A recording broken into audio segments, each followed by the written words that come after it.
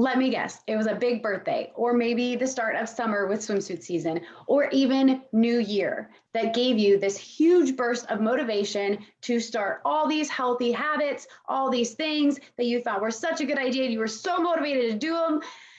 And then 2 weeks later, you're like, well, it sounded like good ideas at the time, right? It's happened more times than I can count for myself and for my clients. And here's the reason why. We didn't have sufficient habits or the structure, the processes in place to actually make those things happen. As you might have guessed, we need those habits, and habits just happen to be my jam. How do they work? What are they? Tell me all the things, right?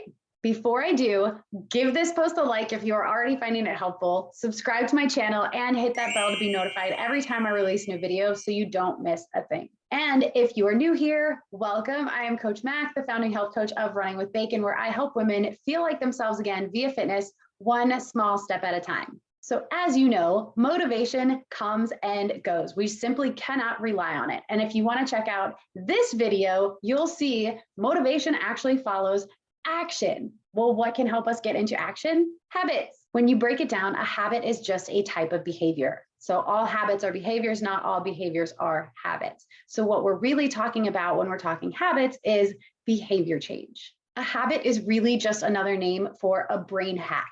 So we have these lazy lizard brains that really just want to save energy and do as little as possible and keep surviving. And so it's come up with these ways to put things kind of on loop, a habit that happens automatically in the background so that our brain doesn't have to think about them every single time they come up. A perfect example of this is think about when you get in your car. Do you have to think about every time, hand, reach out, grab the doorknob or door handle, pull it open, and then actually arm, open the door, foot, lift up so that I can, get in the car and then crouch down so I can slide in there, and then hand, reach out while we're at it, pull that door closed? No, right? It would take forever to do anything if your brain had to make all of these decisions and do like, well, do I do this first? Do I do that first? What about this? Is this the right order? All of this stuff. If your brain had to do that every single time for every single little thing that we did, first of all, we'd be miserable. But second, it would require so much energy on our brain's part that it is not willing to do that. Enter habits. And because habits happen automatically in the background, healthy habits are perfect for us, because usually when we think about getting healthy, it requires a whole bunch of deprivation, a whole bunch of things that we don't want to do. But if we can create healthy habits that happen automatically, like I said, in the background, we no longer have to think about them, and they are not a chore. They just happen. And then 6 months later, we look up and we're like, oh, I can do 50 push-ups in a day now. Where did that come from? And it can all stem from one small habit. That's a real life example.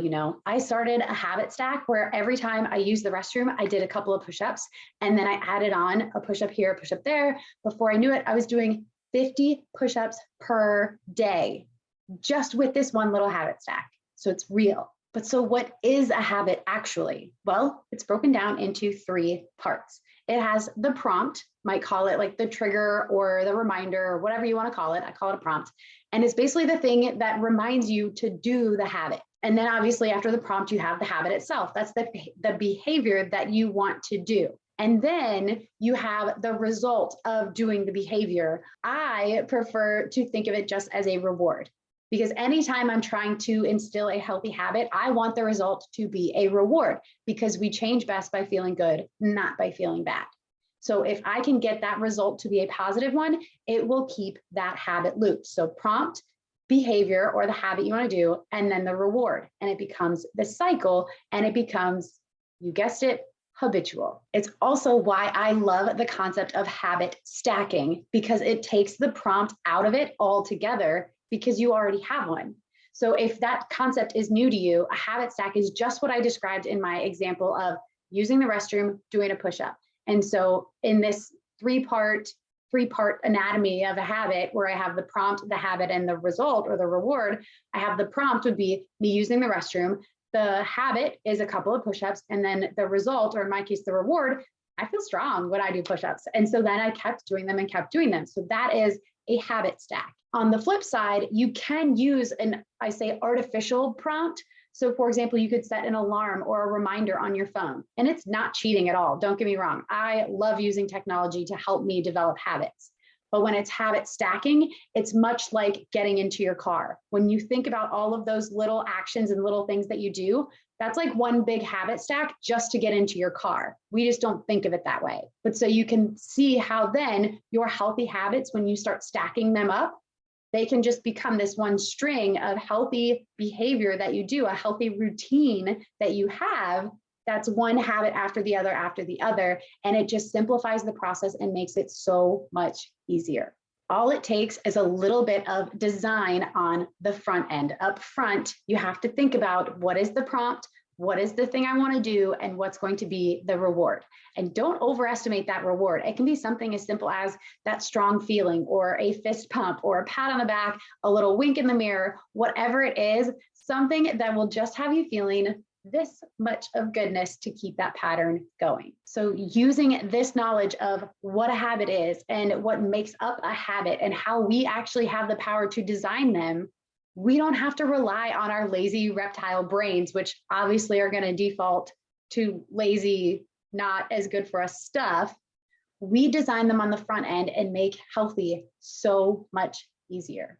And if you want to start with a habit stack from me, you can sign up. I'm going to put a link in the description box below for my free Fit in 5 5-day challenge. And the prompt will be, you'll get an email from me. The habit is that you will just move your body for 5 minutes, and the reward is that you will feel great.